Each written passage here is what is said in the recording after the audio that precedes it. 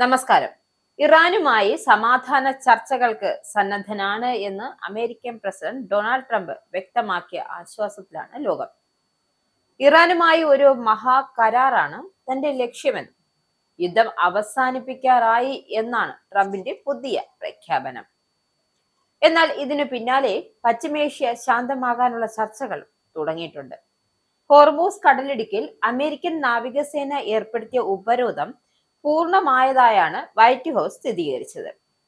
ലോകത്തെ ഏറ്റവും തന്ത്രപ്രധാനമായ എണ്ണക്കടത്ത് പാതയായ ഹോർമൂസ് കടലിടുക്ക് ഇപ്പോൾ പൂർണ്ണമായും അമേരിക്കയുടെ നിയന്ത്രണത്തിലാണ്.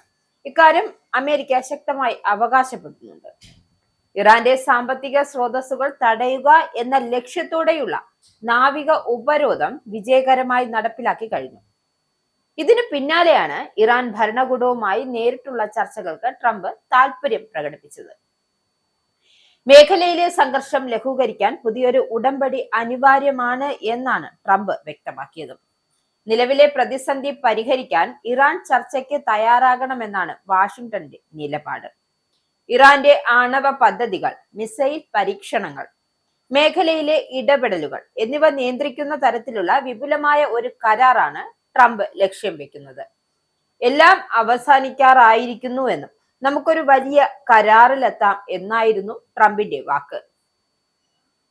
ഹോർമൂസ് ഉപരോധം 2 ദിവസം പൂർത്തിയാകുമ്പോൾ സമ്പൂർണമാണ് എന്ന അമേരിക്കൻ അവകാശവാദം.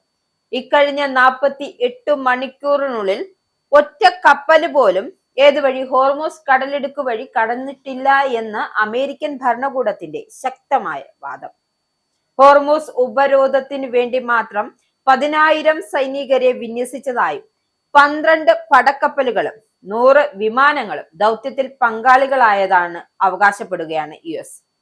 ഇവിടെ എത്തിയ കപ്പലുകളെ മടക്കി അയച്ചു എന്നും സൈന്യം അവകാശപ്പെടുന്നുണ്ട്.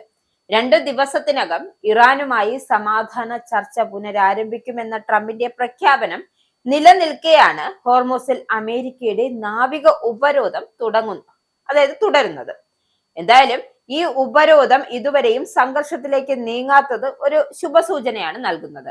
ഇറാനുമേലുള്ള നാവിക ഉപരോധം തുടരുന്നതിനിടെയാണ് ചർച്ചകൾ പുനരാരംഭിക്കാനുള്ള സാധ്യതകളും സൂചിപ്പിച്ച അമേരിക്കൻ പ്രസിഡന്റ് ഡൊണാൾഡ് ട്രംപ് രംഗത്ത് വന്നത്.